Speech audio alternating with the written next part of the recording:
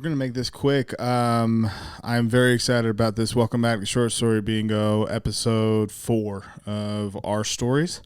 I sat down with my friend Pat Maine, and we spoke about his 3 businesses. We spoke about his time in starting with rap and how that, well, you know what? Without getting so deep into it, enjoy Short Story Bingo on everything. Pat Maine, our stories. See you at the end. Short story bingo. Short story bingo. Short story bingo. Short story bingo.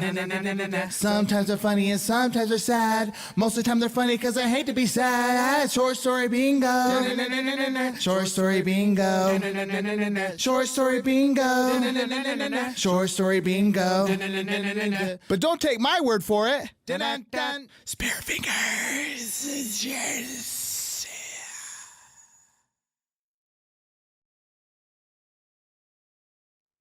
Welcome back, ladies and gentlemen. Episode 4, Short Story Bingo. My name is Nate Chacon III. If this is your first time, welcome. If it's not, the retention program is working. What I do on this special edition of the podcast is called Our Stories. I share stories with friends of mine, and if they're not friends of mine, then I hope to become them at the end. Today is super fun because I have one of my friends of at least I would say about 15 years or a little under 15 years, maybe roughly. But ladies and gentlemen, I'd like to welcome to the podcast Mr. Pat Maine. Pat, let the people know what's up. Hey, what's up, man? We're live, bro. We're actually seeing each other once again. You're like, this is hopefully I can make friends at the end of the podcast. So, hopefully by the end of this we can be friends again, Yeah. It's been a while. It has been a while, but it's good to actually see you. The last time that we spoke, I was out in San Diego. We didn't see each other. We spoke on the phone, but it's good to see you actually like in person or like, see your face. Look at us, dude. Look at us hanging out, doing the unadult thing, which is spending quality time with other adults, just out of pure friendship. Look at us go. Dude, look at that, man. There's something to be said about growth, Dude, I don't see anybody. So this is great. This is cool. I'll lean into that a little later on here. But so Pat, I wanted to just jump right in and touch on like first times that we spoke, even got in each other's ecosystems. And one thing that I thought about because of battling, I revisited, excuse me, you and Dumb Luck versus Lefty and Joe, and that battle is actually on my synchronized page, and didn't because I didn't have a Mike Masters page at that time, so that's where it dropped. Yeah, so it came into my it was like the next video to play on my queue on YouTube, and when I thought about it, I was like, damn dog, like that's wild to me because it said that it was like 11 years old or something like that, and I was like, there's no way that it's 11 years old. Wow. So I wanted to just start there, and then we can kind of either work ourselves back or but I want to lay that as a starting point and what my experience was with you, and then dive into what you were thoughts So of. was that the first Mike Masters that I did? Was because the first battle I ever did was versus Eli Ace, but I don't know if it was Mike Masters at the time. I think that was you bringing out Absurd's League or whatever, right? Your first battle was Eli Ace? Yep. On stage, we had to hold the mics because the sound was messed up. No way. Yeah. Did it ever get posted? Oh yeah. Remember, I had to do like some editing for that battle. No, you did not. Yeah. I loaded it into Adobe and edited some of those battles from that very first night. A and B Utah. That's right. I'm looking at you holding onto a microphone right now. Yeah, I'm just like, yo, yeah, that was the first battle I did that you invited me to do. And then I think the next one was me and Dummy versus, was it? I mean, Yeah. So okay. So that's good. Okay. So a shout out to Absurd Assault and Battling. The assault it's A and B Utah presents Pat Maine versus Eli Ace. That is so funny, and it was 11 years ago. And then right below it, Mike Masters presents on the synchronized page. Mike Masters presents Pat Maine and Dumb Luck versus Lefty Two Guns and Joe Swan. Joe with an E, by the way, co-hosted by Dirtbag Dan, and that is 10 years ago. Dang, dude. Fucking long ago enough to be forgotten for sure, man. That's a whole nother lifetime ago, man. Holy cow. Yeah, that's wild. So I want to touch like based on what I knew of you back then and what like our trajectory at that point. So Dumb Luck, or excuse me, yeah, Dumb Luck and I had already had our last battle. I mean the battle that like ended all battles in 2000. Was that 2009 when we battled the last time? I think the one that was at the hotel. I don't know. Do I you don't remember know. that? No, I don't remember. You and Dummy Talk him battled out. back in the hotel? Yeah, In like the the one-on-one room. format, or was it like a Yeah. freestyle format? No, it was Okay. one on one. Yeah, it was freestyle, but it was Okay. one on one. Yeah, it was there was no beat, but it was freestyle. Damn. No, I don't remember. I don't recall. Yeah, you do, dude. There's a lot of shit blacked out of this memory, dude. This people all the time like, yo, remember this shit? And I'm like, For mm, sure, I don't. For sure. yeah. Oh, for sure. Yeah, that shit was tight. So let me tap into that. So Tap in. so Let's bring at everyone that up to time, speed, including me. like I was with Mr. Benny Records and um just doing our own we had our own little movement going on, and you guys had your Shout out movement Mr. going Benny. on, and I admittedly I mean just a young kid, I was like, I feel like you guys were east of State Street, ritzier to some degree. I always felt like it was Magna versus everyone. It's still kind of in my blood, Hey, but no, I'm I sure Magna still feels like it's Magna versus everyone. didn't even though I went to judge and all this shit and I did pretty well for myself and whatever, but it still felt like Magna versus everyone. So like anyone that I perceived as having that I don't know, just that ritzy whatever fuck, like the hills type of fucking, I guess maybe I'm just like consolidating into just like white, but like G Life was white and I didn't really see him like that, you know? But I just saw you guys like that. And so like my first impressions were like your guys' music was dope. And then but I also was like, well, I'm gonna keep doing my thing. The Where our paths, and from what I remember, ended up really crossing was because Dumb Luck and I started to battle each other. Mm, And then I obviously got put more onto you. I mean, we were at a lot of the same places where folks were throwing shows. So that was a right. little bit of my introduction. And then after that battle, like the one I'm referring, I can't believe you don't remember it. It's the one Dre Rocca was hosting it.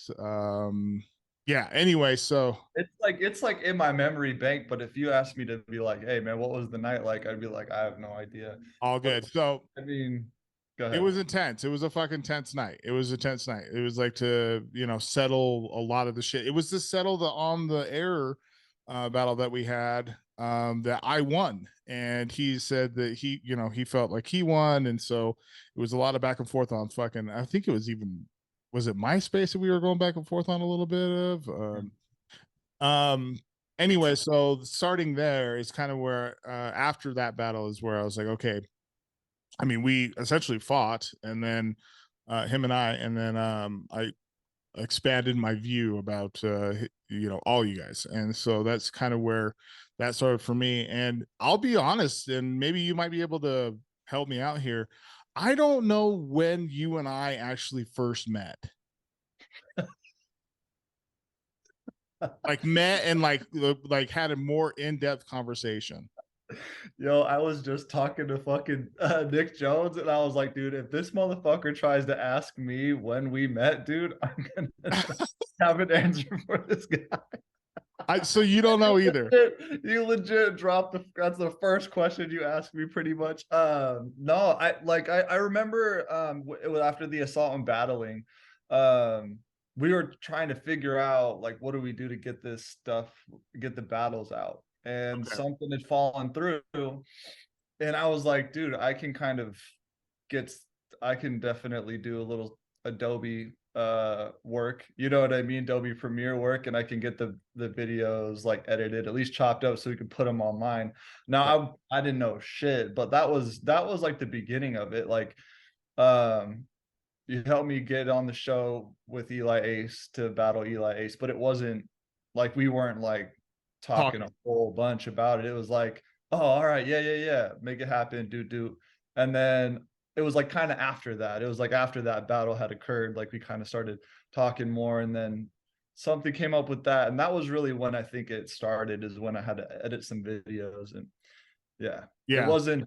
But I don't really recall like any big deep talks or connections or whatever like right off the jump. It was like I think I knew you I think through Big Al, honestly. Okay. Okay. That makes sense. Did I lose you just now? No, I'm here. Okay.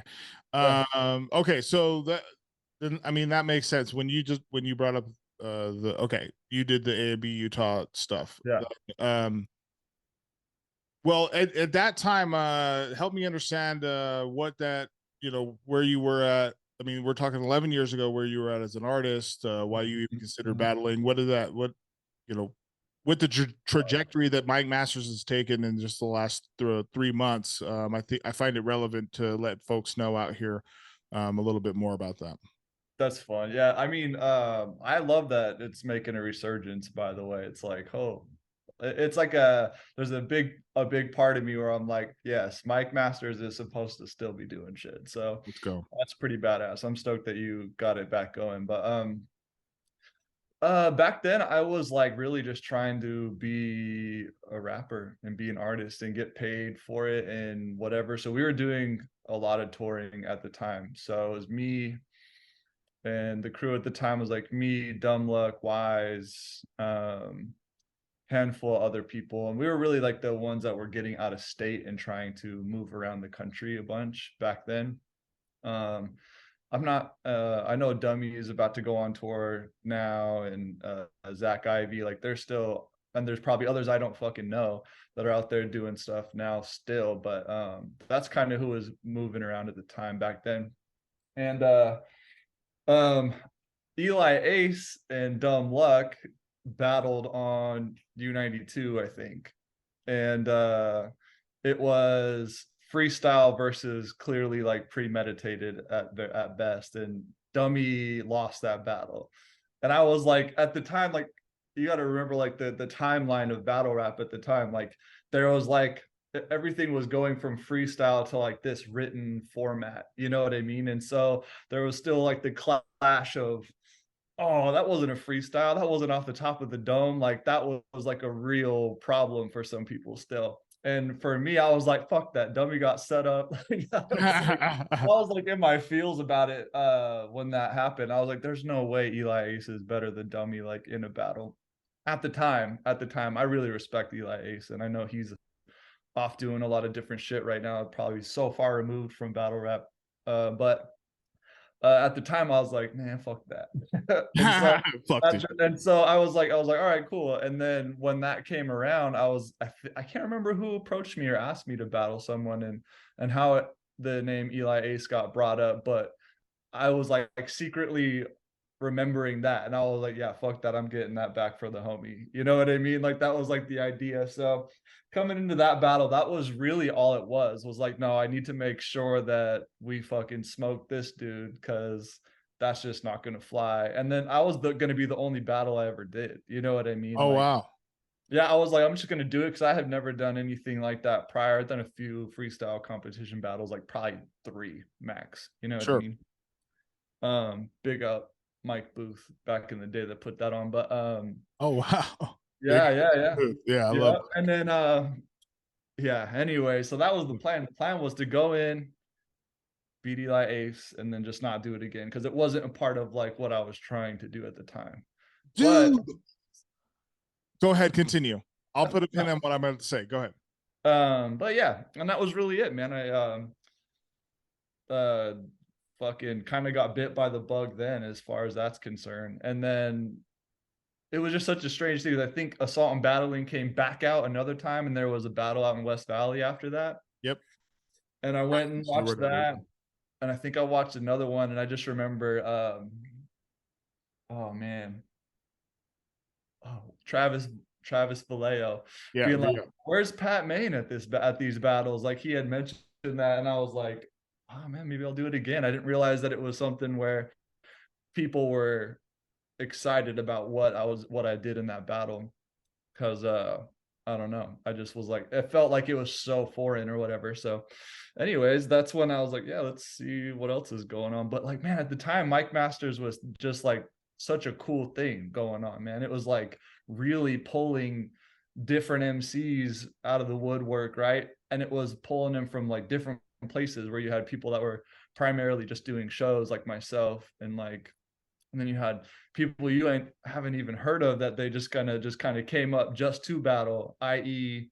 fucking Lefty Two Guns, right? Like he wasn't necessarily out doing shows or battling people a whole bunch, and then boom, and then he's literally one of the dopest motherfuckers you have to deal with. You know what I mean? So I loved everything that was going on with that back then, man. And it was super. It was just such a big vibe. And then also like you had A Hat Utah like emerging at the same time, and there was like just like some like unspoken like tension like a little bit there, and just like I don't know, man, that whole vibe is super. It's just cool. It was just a badass time to kind of be a part of everything that was going on in Salt Lake, dude.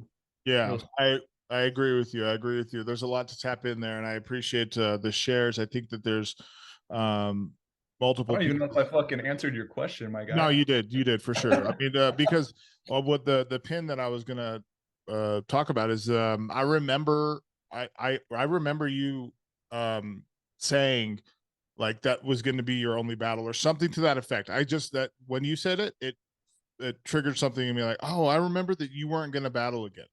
Like the after Eli Ace, like there was something to that effect, like whether I heard it through the grapevine or like while you were editing the video or something like that, and you're like, no, that was cool, but I'm good. Like I don't think I'm gonna. Like, dude, there was like the thing that it was like a It song. was like while you were editing, I was like, oh, you gonna do this again or did it something? I just vaguely remember conversation of something.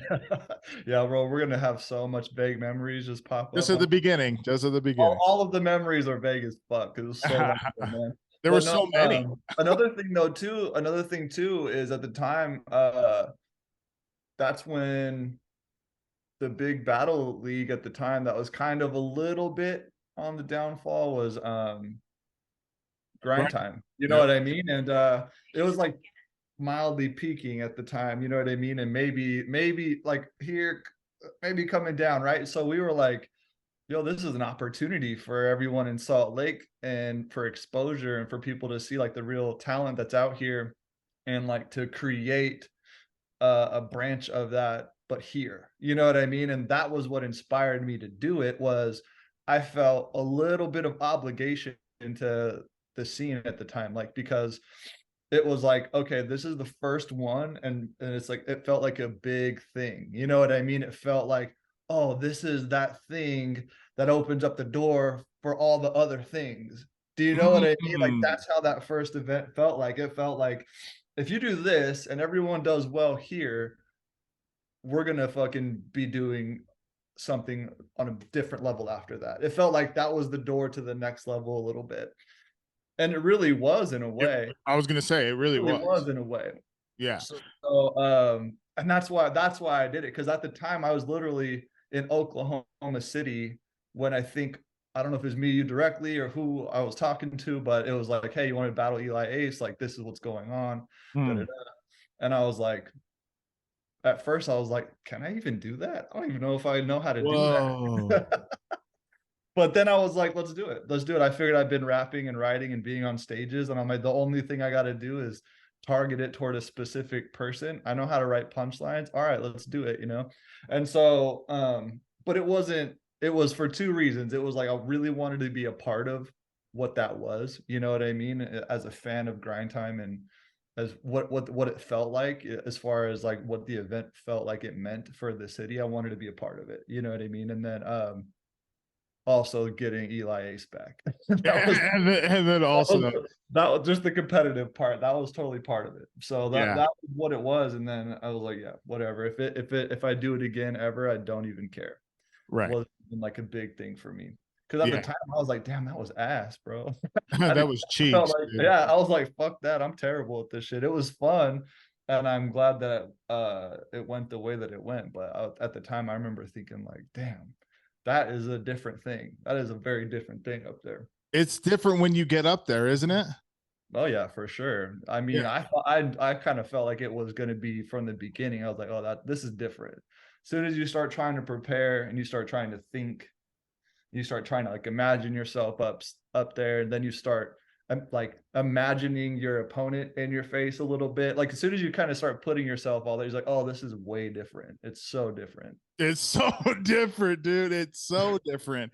And that's something that I saw uh in the first event with a lot of guys that are new, that I they could have benefited from me being more diligent about teaching them a little bit more before getting them on there. But baptism by fire to some degree with that, because there's a lot of folks that I mean, you could tell. I mean, as soon as like the battle started, it's like, what do I do? I mean, they did it, but like still just like, is it my turn? Is it fucking, like, yeah, Yeah. go ahead. It's on you, man.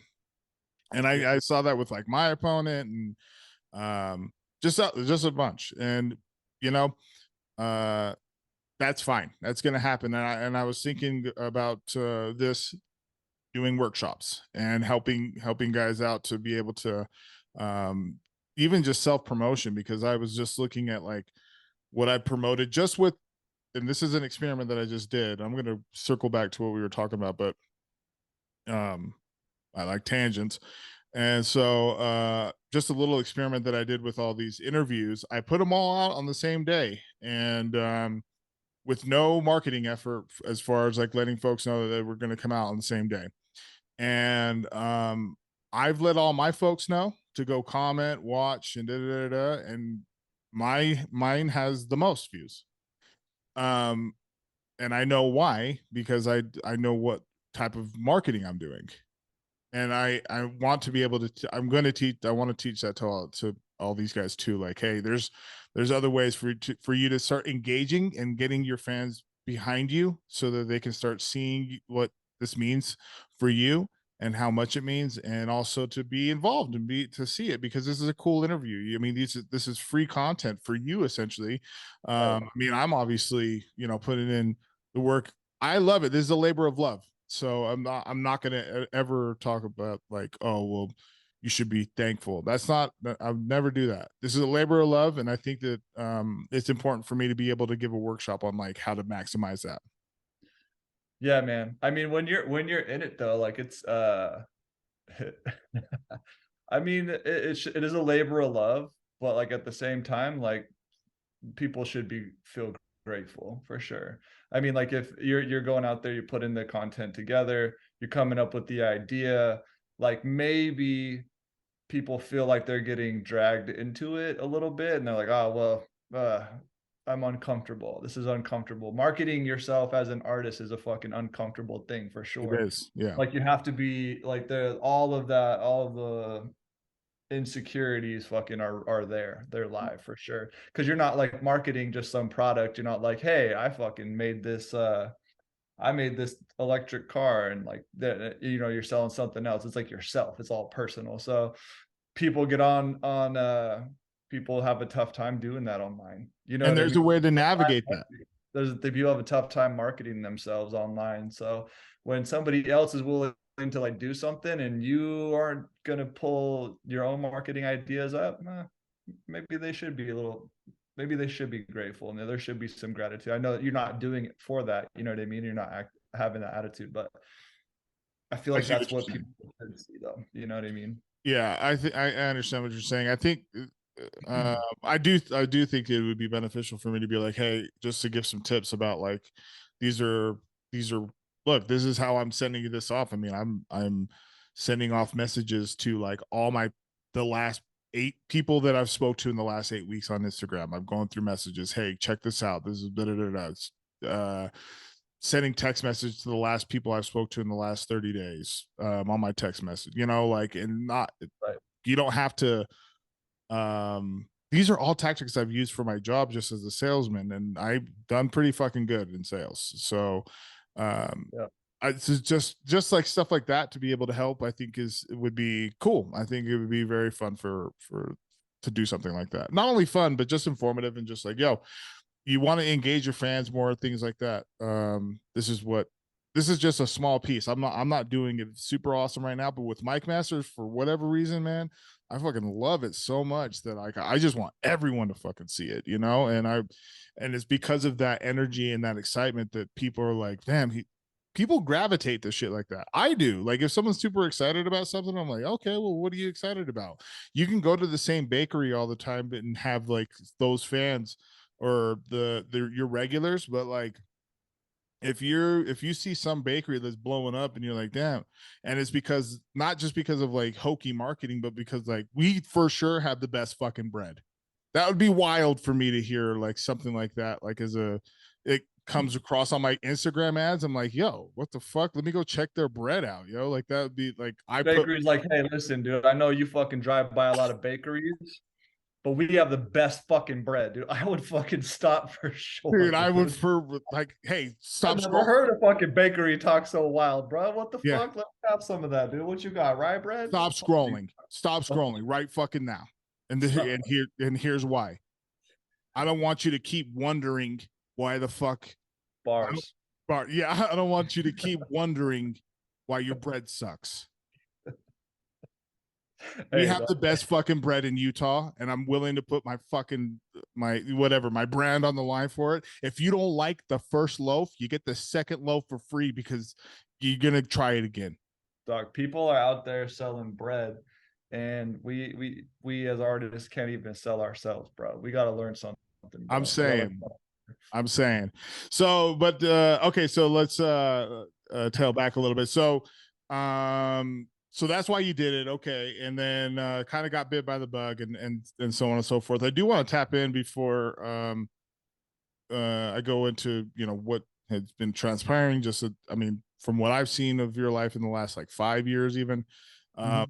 But you mentioned touring and like you were really trying to make money off rap and so on and so forth. Um, and I know that mentality doesn't go away because you're still doing it. Like, I mean, you got your own business. Yeah, I mean, you're doing all sorts of shit, but like, um, what how fun of the time was that? How stressful of a time was that? Do you still feel that you are an artist at heart? Yeah, I want to understand that more. Shit. Okay, we're asking like 17 questions. I feel you. Okay. Yeah, I like how you I do that. You're asked like, three yo, for the I like fucking actually record. just got For one the simple record, dude, question. I asked fucking three. I asked fucking three, dude. Hey, for the record, I just have like 17 questions. I want to roll into just one long sentence, if you don't mind. If you don't mind. Yeah, no, I mean, I feel like when you put yourself out there, again, when you put yourself out there as an artist, like a lot of your insecurities will definitely just get pulled to the surface, right? And man, I didn't know what I was doing out there. And like when I think back about it, I'm like, damn, would I ever even sit and try to listen to, like if I saw me go on stage back then somewhere random, but I didn't know who the fuck was, why I was in this random bar, and I saw me come on stage, I would be so uninterested in what the fuck was about to happen next. I'm like, all right, I don't give a fuck about whatever this dude's doing. And that's really what it was like out there. I mean, it wasn't it was really fun. Of course, like there was like so many cool stories that um were fun and great. Yeah. And I think it was definitely a time in my life. I got to see the country like 7 times over, sleep in my car, like really like live like that whole like early starving artist like lifestyle, which was at the time all I fucking wanted. You know what I mean? That's all I wanted. If it was never more than that, then I was cool with it at the time, right? Yeah, But yeah, um and because of that, I really did get to check off a lot of things off of the like my checkbox of shit that I wanted to get done. You know what I mean? And saw some cool shit.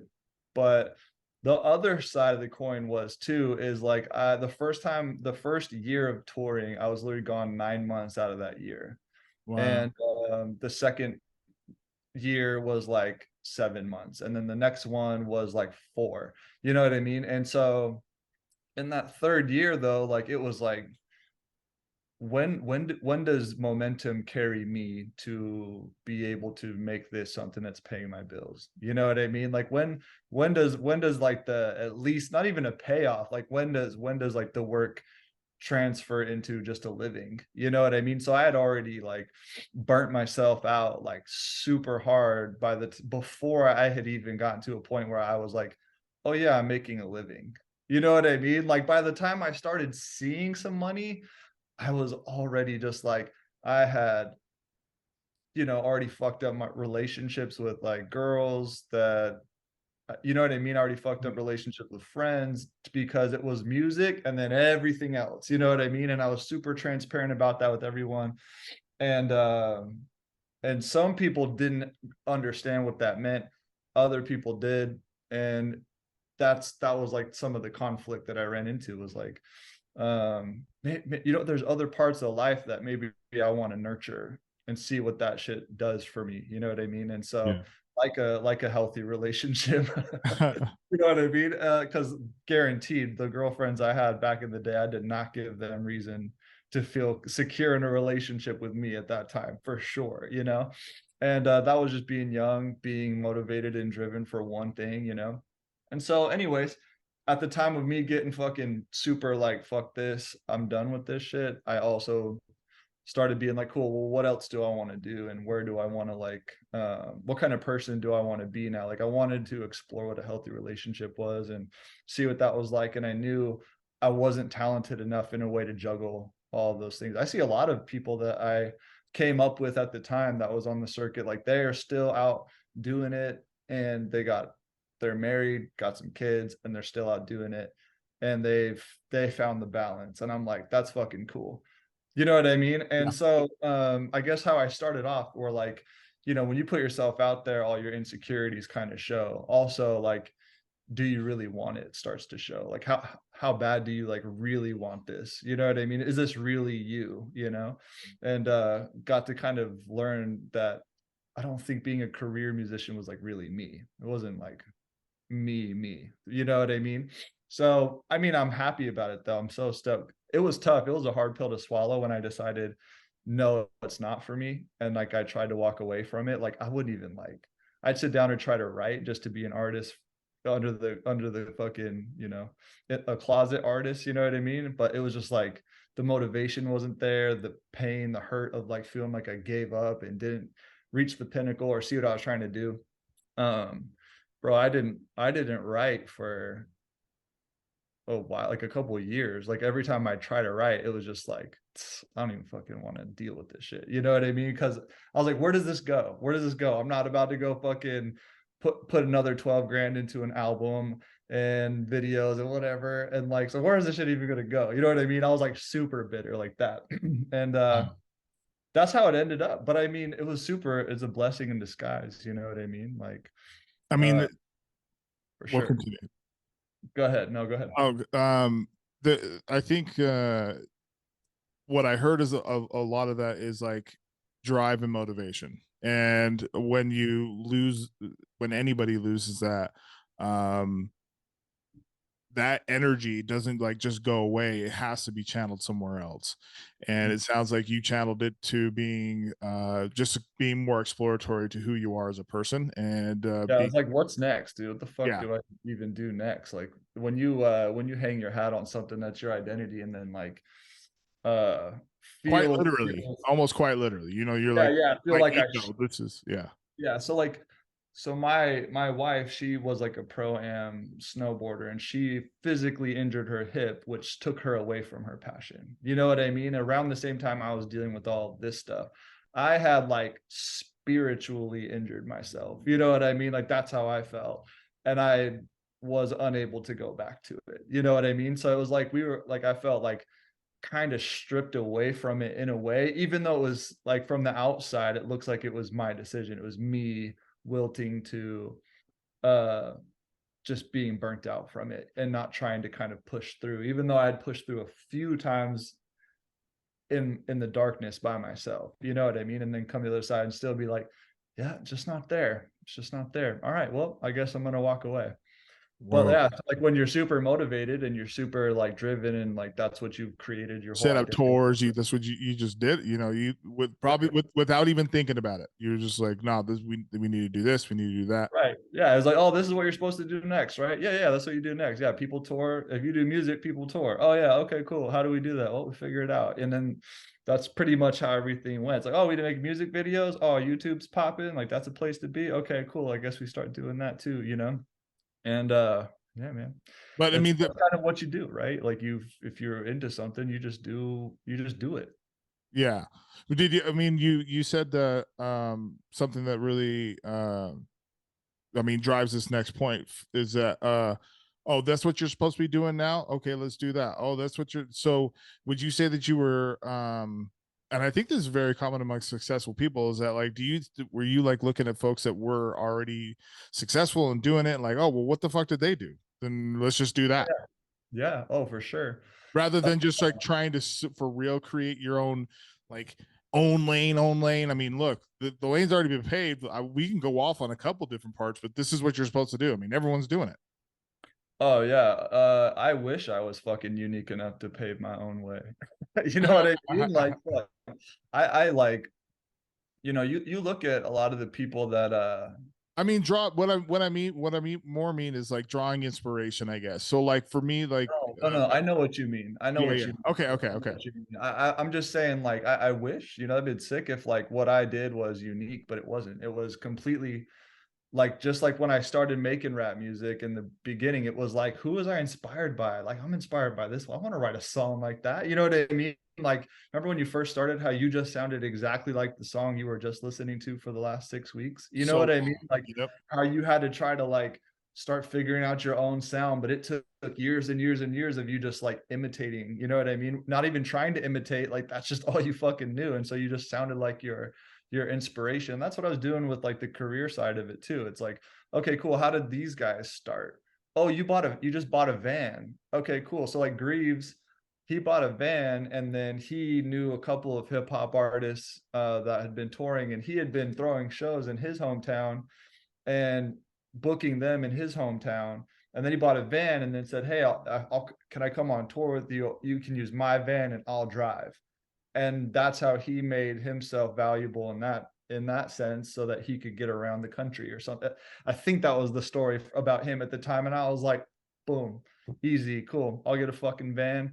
I'll use that shit to run up and down Sundance to as a taxi service in the winter, make some money with it, and then after that we'll hit the road. We'll try to get some headlining acts and get them in the van and go for a tour. You know what I mean? And Wow. so yeah, everything was definitely copied. I mean, I even think about like, what did I really want? I wanted to be like uh fucking like I wanted to have my own thing. I wanted to be like completely organically created.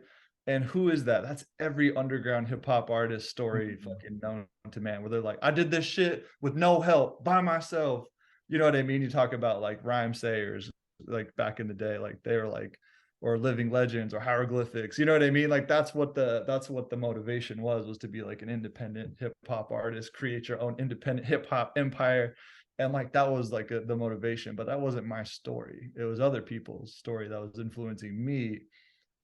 And so I was like, cool, well, fuck, maybe that's how I have to approach it. You know what I mean? So, you know, and at that time, there was like a lot of like YouTube rappers that were getting fucking popular too, and they were just sitting at home like in front of their camera and writing and fucking being creative in like a different way. Like those were the people that were making the new lane while I was trying to redo what other people were doing from before. Like there was this new thing happening that I just like missed the boat, like because I wasn't even inspired by it, wasn't even thinking about it.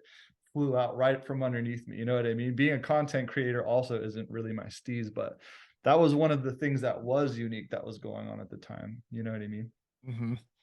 I mean, I do very similar stuff. I mean, like with the battles now. I mean, I watched RBE not just to watch an RBE battle, but also to see. Okay, cool. And This is yeah, what it looks like. Okay, the URL. This is what this looks like. Okay, I was watching, um, uh, Homecoming, the most recent one with the Geechee battling Mook. And I was on the live stream and I wasn't even paying attention. I wasn't paying attention to like the battles as much as I was paying attention what Smack was doing.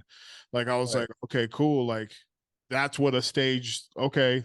You guys were using gaffing tape. I obviously we should have had tape this whole time. They're like, no, I mean for real, just like Yeah, no, I feel you, man. I feel you. Like I'm just like being dead ass serious, like introducing the battlers onto the stage, like rather than just like, hey, bring this guy, bring this guy. And this is after the first one, this most recent warm up. I'm like, okay, cool. This next one's gonna be more professional. This one's gonna be, then the next one's gonna get there, and then the next one's gonna get there. It's gonna continue to grow. But I think it's important to draw inspiration from folks that have done a pretty good job at it and incorporate other things into it. I mean, nothing's new under the sun, and exactly. That was yeah, for yeah, sure. Nothing new.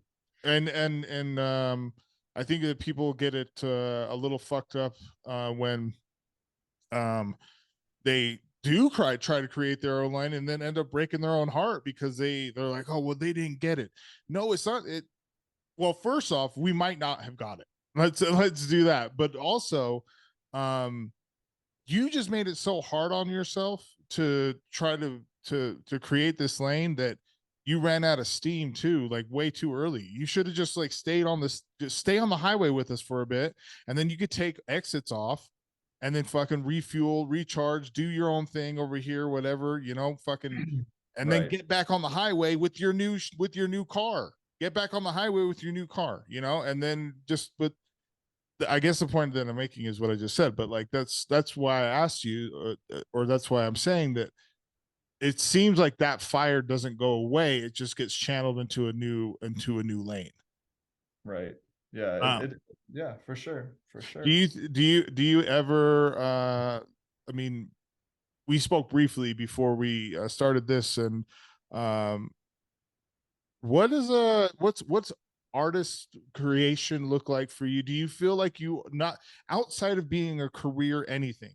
Do you Yeah. feel like growing up, like is music just inherently in you? Like is there music creation or just writing or any like a walk me through that? Yeah. I do. I've been writing since I was 9 years old, you know? So that shit ain't gonna go anywhere. You know what I mean? There's no way that goes anywhere. And so the way what it looks like, so you're asking like what does like artist Pat Maine look like right now, you Yeah, know? I yeah. mean That it's side of very you, just that even if it's like 10% of you, like what is yeah, that? no, it's definitely there, man. I have songs I've recorded in the last couple of years that are just there that I don't even plan on sharing with the world. Like it was just I was like, man, cool. Like just random little things, pockets of inspiration that you know, it's like more of like a familiar face. You know what I mean? Like this, all of a sudden, boom, I get hit with that inspiration. I'm like, but it also feels nostalgic because I don't tap into it all the time. I don't live in it anymore. And there was a time where I lived in that, you know what I mean? And did everything to channel it. So sometimes it pops up and I feel that and I'm like, oh, I recognize it. You know what I mean? And I'm like, all right, cool. Let me write something real quick. Or like I'll hear a beat or whatever and I'll be like, "What? Dang, they really fucking killed that beat." And then I'm like, I'll go find the instrumental on YouTube and like, man, maybe I write 4 bars and then fucking forget all about it or whatever. But yeah, it's still there. I don't think the I love same way. that.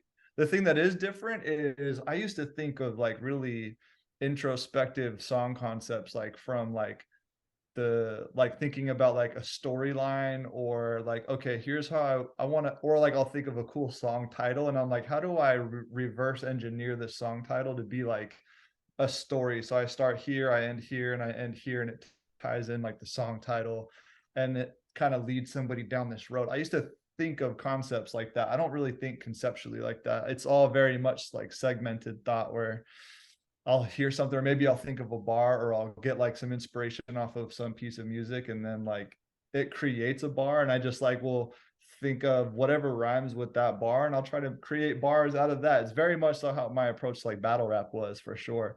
And that's also the last thing I did as a performing art was a few battle raps. You know what I mean? So it's like, Oh wow, I didn't but know I mean, that. I'm not actually like tapping back into like all of those other things. I don't even think about song concepts anymore. But anyways, that's what it looks like, man. I have a couple songs. Like I have like an album's worth of stuff that I could, and the beats and everything. I just got to go to a studio, record it, and I could put it on Spotify if I If you, wanted to, you know. yeah, But if you so choose. it's just not there. It's just not there, man. Like for me, it's like it's cool to capture it, have it, know that it's there. Like a big part of me knows like deep down, like if I wanted to be disciplined, not motivated, if I wanted to be disciplined, sit down and make an album and do it, I would probably make better stuff than I ever made before. You know what I Oh, I mean? guarantee it. Yeah. Yeah, like I feel like I know that it's there, and I'm always listening to shit, but it's just kind of so yeah. To answer your question, it doesn't go away. It's Yeah. definitely there. Well, It's just that's go uh, ahead.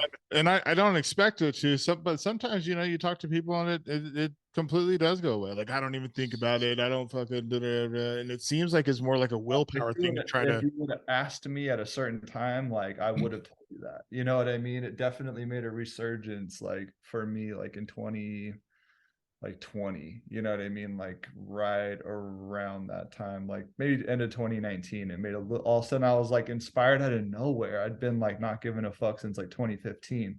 So what is that, like 3 years or something? Like I'd been just avoiding the topic. You know, I was like, oh, it's a sensitive topic, bro. I don't fucking even want to go there, you know? And then all of a sudden I was like, oh, okay, cool. And I had something to say, and I wrote a whole song, recorded it, and I was like, all right, cool. That felt good. I felt good because there was no pain attached to it. I like actually created something and didn't feel like I was doing it an injustice because I knew it wasn't going to go anywhere. You know what I mean? Like that's a weird conversation to have in your head. But yeah, so that's It nice must now. be weird to say it out loud too. Not anymore. It was at the No, time. not yeah, yeah. At the time, excuse me. That's what I Yeah. mean. Yeah, yeah, Now it's like, fuck, man, I'm an adult. You know, yeah. you're gonna see a lot of different versions of yourself. I'm realizing, you know what I mean? What you thought you were is not what you'll be. You Yeah. know what I mean? You know what I mean? And who knows when, you know, like fuck, man. I had similar things that happened to me too. Like in after so the last Mike Masters event was December 13th, 2013.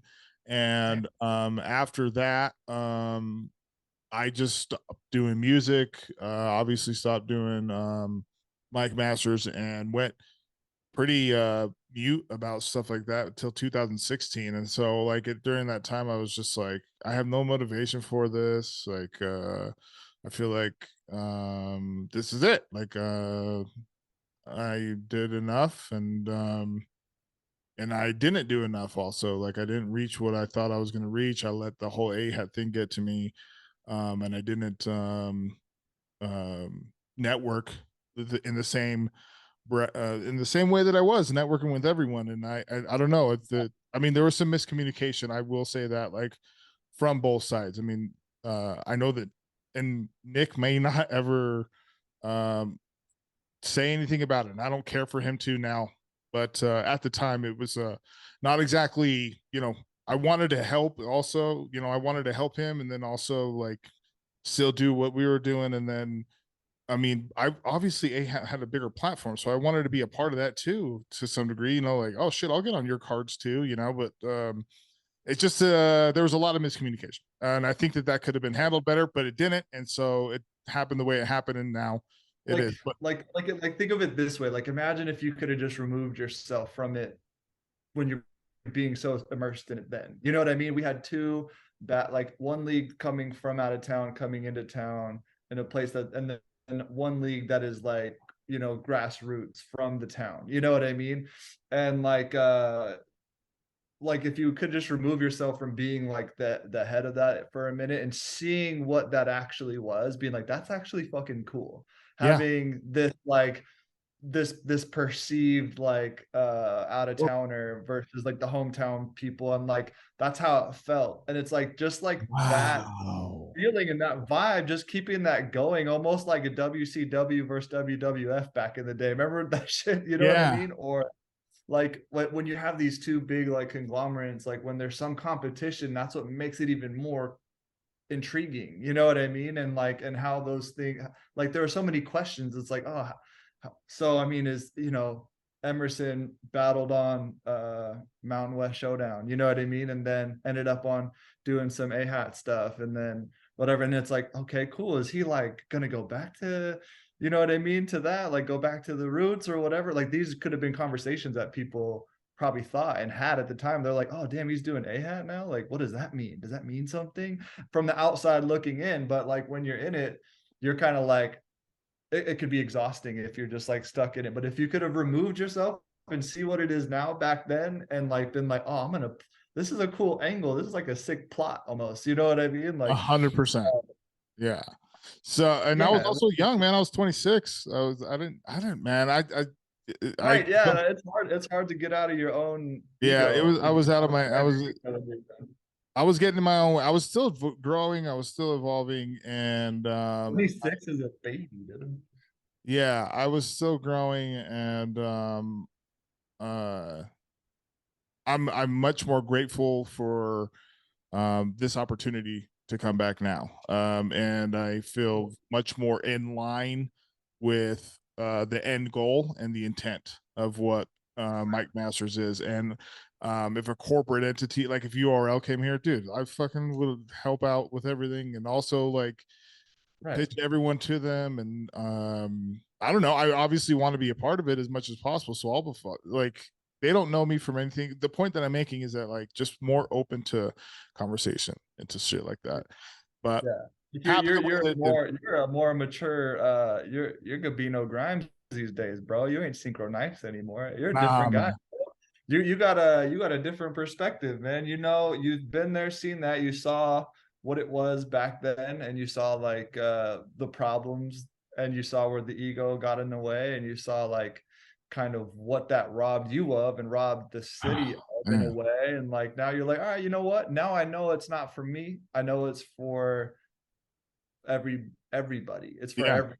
You know what I mean? And there was a part of it that we kind of understood at the time too, but when you're in it, it's just different. I it get is you. Like when you carry the burden, it's different. You know, like when you're in that bitch and you're the one putting the shows on and you're the one fucking balancing all the MC egos and trying to like, when you look, that's why like you got to take your hat off for those motherfuckers, like organic, smack, fucking Lush One, like everyone that's ever ran a fucking battle rap league. It's like, oh, good job. You know what I mean? Bravo, because it's not easy to do. There's just a lot of shit that moves and shakes, and but it's just like when you know you're doing it for the right reasons, you know that it's not for anything else but like throwing good events and bringing the the right community together. together. You know what I mean? That's, oh my god, my fucking light is flickering. But yeah, that's it, and it's tough to do back in the day when you're 26 trying to do that shit.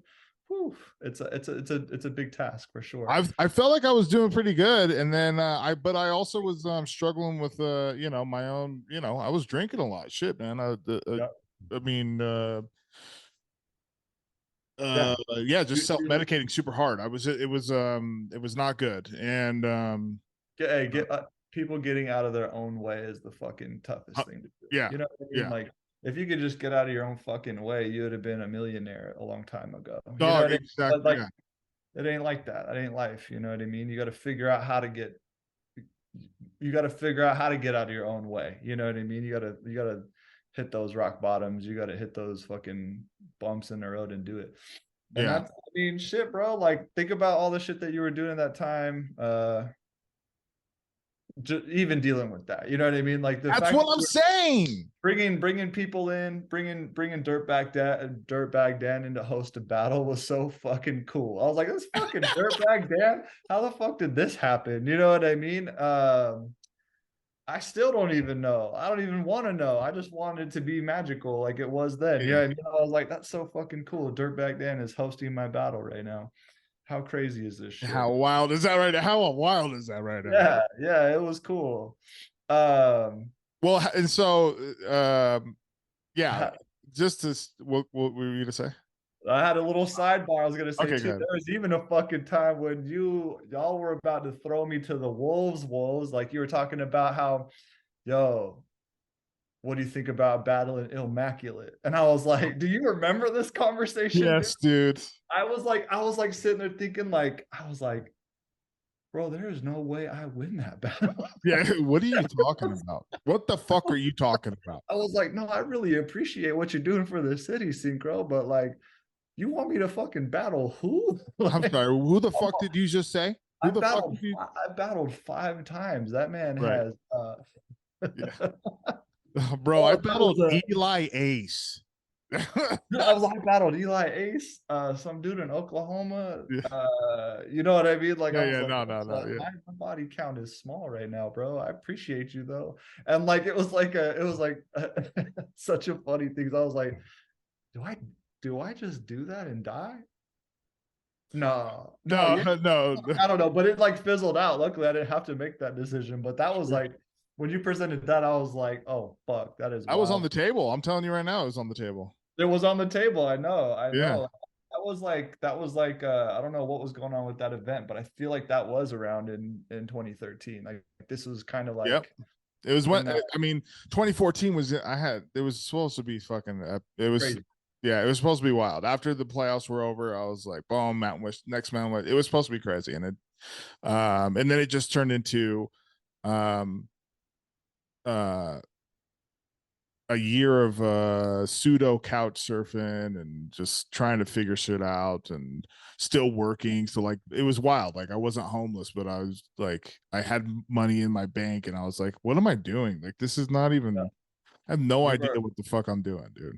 fucking vagabond style, brother. Yeah, dude. It was wild. Anyway, so I want to just come back all the way to like what you're doing now. Yeah. And we just went through a ton of our early timeline to speak Yeah. to a lot of your early drive and some of the early successes you had, and then also we dove into Mike Masters, obviously, and what that meant, and We kind of what's tight about this podcast right now is like we're just two dudes that have known each other for a long time that did a thing that majority of people in the world don't give a fuck about. yeah, yeah, Well, dude, most people in the world don't give a fuck about battle rap or or what especially happened in Salt Salt Lake Lake City. battle, yeah, yeah, yeah, But man, yeah. that was our life, and we were living that shit. But now I mean, so there was just a big period of like trying to figure out what I There we wanted to be go. when I grew up, right? Yeah, Right? Like it was like I want to fucking what do I do now? What do I do now? So I moved here. I got the opportunity to like sell solar door to door, and they paid me like $11,000 to for like a 3 month signing bonus to get me on my feet out here. And I was like, cool. I'll go out to California. And also at the same time, it was on the back burner, like it was on the table to do music. I was like, maybe I'll go out there and I'll find that inspiration I need. Maybe I'll see that next level I've been looking for and be motivated by it again. And so I that was part of it. Came out, uh, didn't find that, didn't like being a door to door salesman. Go figure. But I learned a lot about psychology and how to talk to people, talk to anybody, and yeah, I came out here. I went fucking broke a couple times just trying to find my way out here. Like I ended up going, like the company I was with went under. And then I fucking was like, all right. And then somebody's like, hey, there's this other company in South Carolina trying to open up an office there to sell solar. And I was like, are there other solar companies? Like, nope. And I'm like, cool. Well, let's go there. I bet it'll be easy because it's not there Hmm. yet. And it fucking was not. And I racked up a gang of credit card debt. hell My yeah. Steph, my wife now, current at the time, my girlfriend was just like, "What the fuck are you doing?" I like came back way in debt, thinking I was about to go out there and make a whole lot of money, and like, "Oh, babe, don't worry, I'll make a bunch of money. I'll be able to fly back every weekend to see you." No, I fucking went out there and I was gone for 6 months. We almost fucking broke up. It was terrible. I was drinking a fuck ton for sure.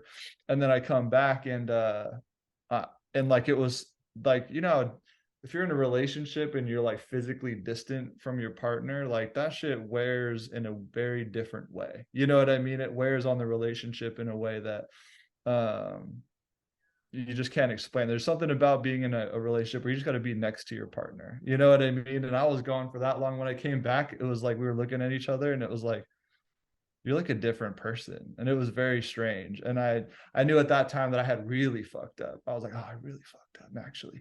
And so now what do I do? So I just took this $15 an hour job because I was like, I don't want to do sales. I've done a lot of customer support stuff. I know how to talk to people. You know, I've ran my own businesses with like music and stuff. And I just knew whatever it was I got into, I would find a way up. So I was like, I'll go do this entry level job and see what the opportunity is for growth and just make it happen. And I did. I was corporate Pat Maine for a minute. And also Steph was trying to find herself too. And she found the fitness industry and became a trainer. I don't want to get into too depth. I know we don't have a whole lot of time, but like, you know, there was a Well, lot no, of look, well, really quick. Let's run just a little over because I was just looking at it and I was like, I don't want this to get like, I'll be honest. I don't want you to take anything away from this story because I'm listening to you if no one's listening to you and I want to hear it. So, so she's finding herself and yeah, she's finding herself too. And she's dealing with an actual like hip injury. So she had osteonecrosis in the femoral head of her hip, right? So her head of her like femur is just deteriorating. And as it's deteriorating, it's grinding away the cartilage from the inside of her hip bone my too. It's God. extremely painful. She limped for 8 years. You know what I mean? This poor lady. And so we ended up she found got an opportunity. She was like working bars, become a bartender, and fucking hated it. Hated having a boss. She's such a type A boss bitch personality. Like she just wasn't meant to be anything but like a business owner. You know what I mean? And so, you know, she got an opportunity to like become like this kickboxing instructor, like a cardio kickboxing instructor, which like she had taught tennis, she had taught snowboarding, but fucking cardio kickboxing. She's like, I could do that. I'm like, can you do that? Don't you Okay. have a fucked up hip? Like, she's like, I could do this for sure. And I'm like, all right, well, cool. And I even helped her like film like this like instructional video thing so that she could send in to get her like I was her like surf because she taught surf lessons too. So I was like pretending to be like this surf student or whatever. And we were filming it and her coaching me or whatever. And that's what got her the job. Anyways, that place went under, but she like learned that like how to work out around her injury. And like it wasn't this big thing that was keeping her away from being an athlete that she was so used to being her whole life. You know what I mean? And it gave her this light and this spark, you know what I mean? And it was really cool to see that because haven't seen it for should have been like probably a couple 2-3 years at the time, you know, since she had been trying to find her way. And then so it was cool. And then that place went under though, and she went across street to a gym called F45.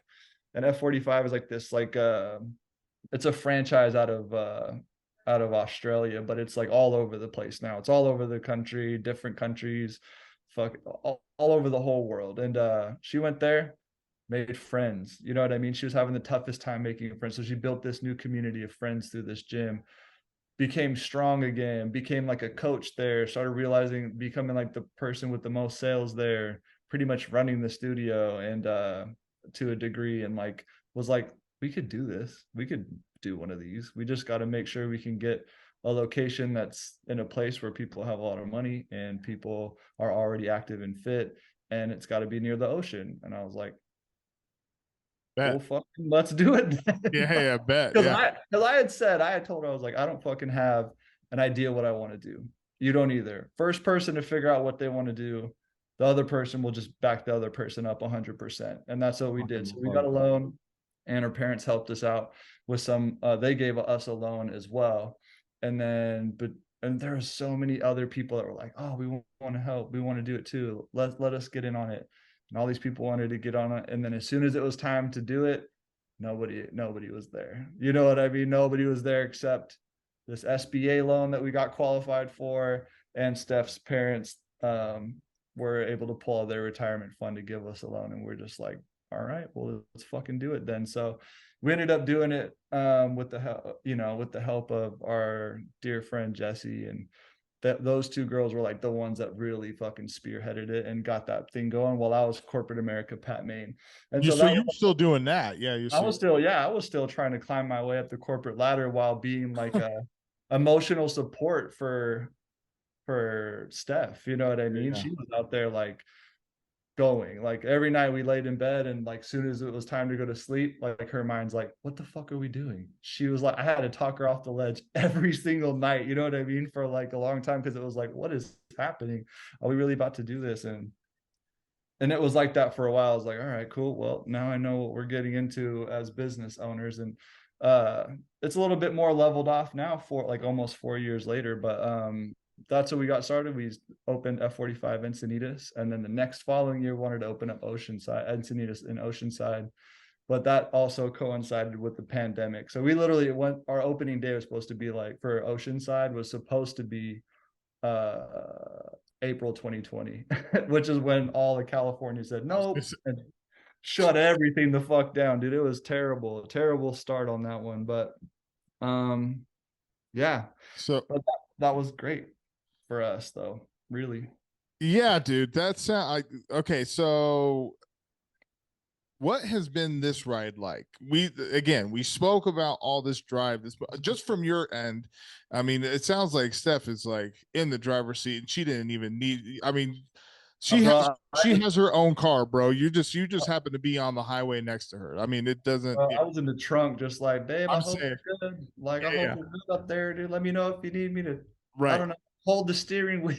Yeah. No, it sounds like she's she's definitely putting the gas in and fucking doesn't. Yeah. What has been this ride like for you, as far as are you able to well, what's it been like? What's it been like, and what's Stressful, awesome, amazing, life-changing. 2 locations then you guys have right now? 2 locations, yep. Incredible. And I started my dog training business in 2020 as well. And so that's where my, like, when I started feeling the burnout from music in 2013, I got certified as a dog trainer, but then I never revisited it, because it was like you made poor money with it if you worked for somebody else. And I was like, well, I don't want to go make some shitty money to do that. I'll just keep trying music, because I think there's still something there. And then once I did, in 2014 was like the last tour I did Warped Tour, and that was like my big like last push type of deal, and it was still just nothing was there. But I kind of forgot all about dog training. I was like, fuck that. But anyways, 2020, when everyone got fucking an emotional support dog, but didn't know shit about dogs in 2020, that's when all of a sudden I started getting real busy helping teach other people how to communicate with their dogs, Yeah. And so now we have the 3 businesses, kind of like a long-winded thing. Like we have the 2 gyms, and then we have that as well. So what it's been like has been awesome to So see. 3 businesses. Yeah. Wow. So it's been awesome. It's been awesome to see how my previous life that we just talked about, all of the drive and motivation and putting myself out there, then all of those things are very parallel with the same shit I do here. Do you know what I mean? Like all of it is like the same type of discipline I have to make something happen, even if I don't want to do it that day, or the pockets of inspiration that I'm just like like enjoying, you know what I mean? I'm like, oh fuck, I'm in like today was a great fucking day. We changed some people's lives. I helped some people with their dogs. I saw growth. And this is why I do things, this is why I do this, you know what I mean? Like feeling all of those feelings, and it's been definitely great, man. It's been, and also to make money fucking with it at the same time. Right. Yeah. And to I make some wasn't scratch. doing in the past life, really, so it's been really good, man. It's been awesome. Definitely like definitely I still don't fucking know what I'm doing though. You know what I mean? Like Yeah. I still don't, I still get up and I'm like, this shit is happening, this shit is working. Like just I'm like, so just what I've been doing, all of that equals this working. I'm like, all right, sick. Right. Yeah. Maybe Okay. I'm not, Fucking cool. you know what I mean? Like maybe I'm not like giving myself like any credit there. Like I know that there's a lot of X factors that are in that, but like at the same time, it's like I just feel like we're just kind of doing our thing, you know, and it feels good, man. It does feel good. And it is difficult at times, and there's a lot of big adult fucking decisions we got to make, but it's great. Yeah, hell yeah. So first off, congratulations. See both you and Steph Thanks, for man. really pushing the needle forward and being an entrepreneur is the goal. And so I'm pushing pretty hard with Mike Masters. So I'm telling you, for fucking the warm up one, you're gonna see. Fuck if you don't see. I'm just I'm leaning a lot into this. So it's yeah. So I'll be tapping in with you offline and just talking about like just small business stuff too. Just because like, I think it's really valuable. But what I also wanted to touch on is like I think that feeling of like what am I doing?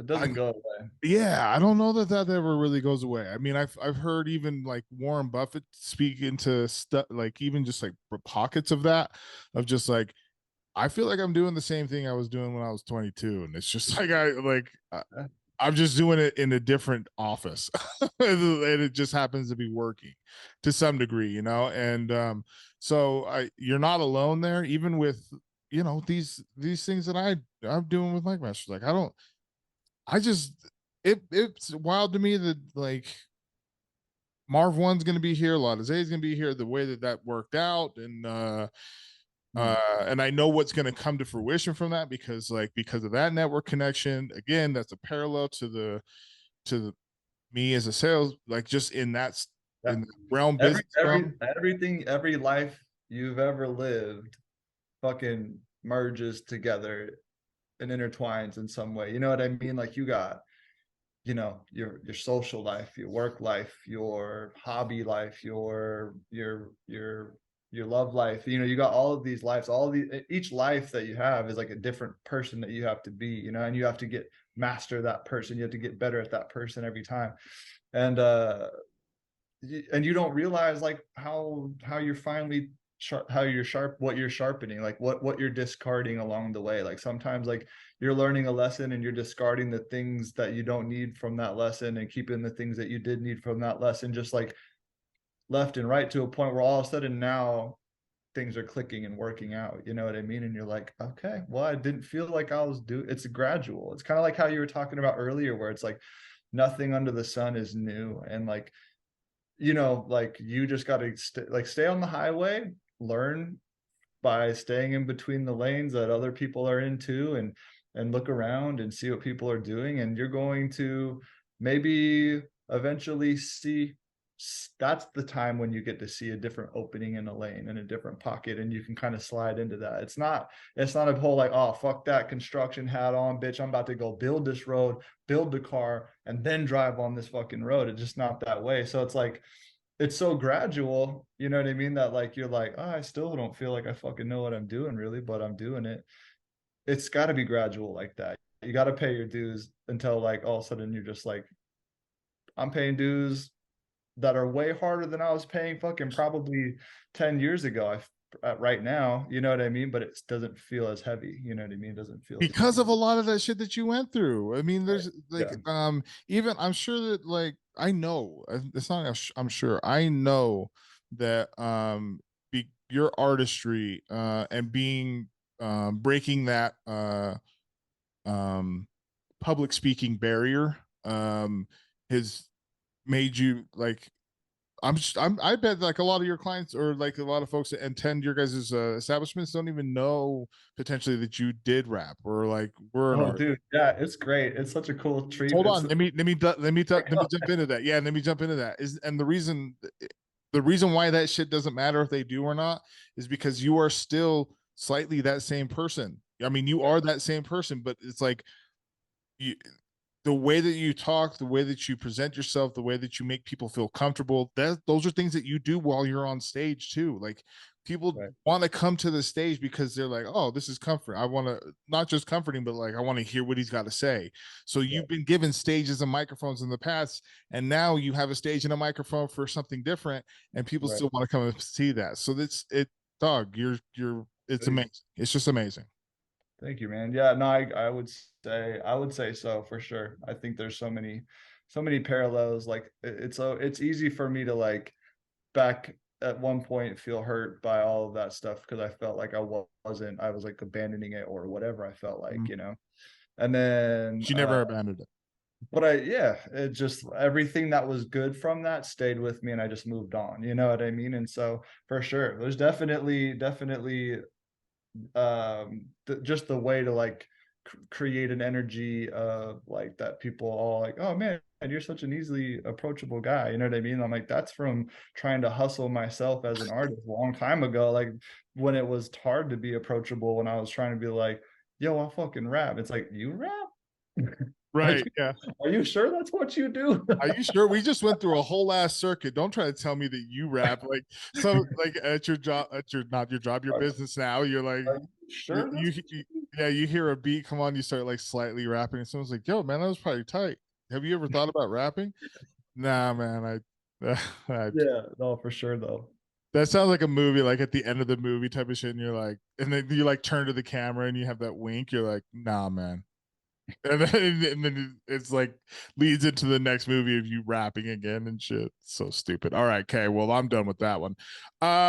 With that said, Pat, I was like, I was riding with you too, and I was just like smiling, I'm like, dude, the stupid ass face. Like, I hope people rewind and go look at that. That was ridiculous. that, But yeah, no, yeah, I appreciate the time, my dude. I feel yeah, like we squeeze everything out of that. But I guess like in closing, like shit is still life is still happening. There's still a lot more shit to do. yeah, I guess I'm only 35. If you would have yeah, asked me what 35 was like at 25 when we were first doing all this shit, I'd have been like, damn, 35 is crazy. But now that I'm here, I feel like, fuck, dude, there's so much cool shit ahead.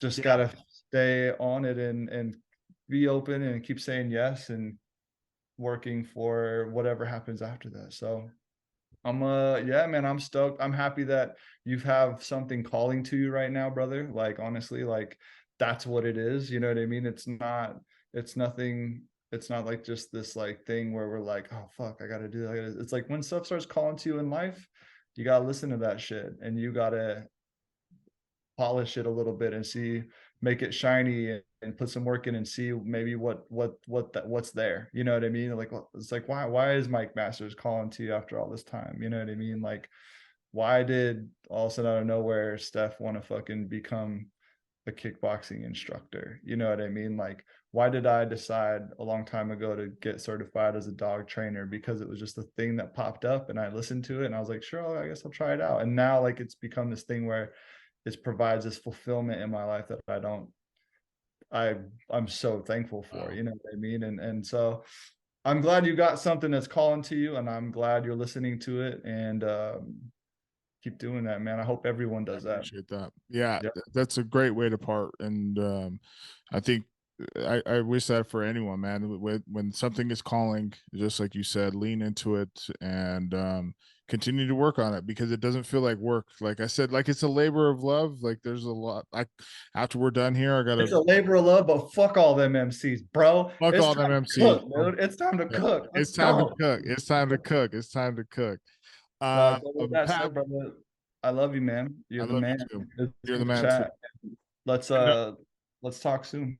yeah, yeah. Well, we were gonna talk soon. I want to end this just with the regular shit, just like letting folks know just real briefly. Like I'm sure you have just when folks are out in Encinitas and where should they go to train? Yeah, bro. F45 Encinitas Central, F45 Oceanside Pier. And I do dog training. It's Pat's Pack is the name of that company. And yeah, you can find us. Just look up anything on Instagram. If you put F45 training Encinitas, it pops up. F45 training Oceanside, it pops up.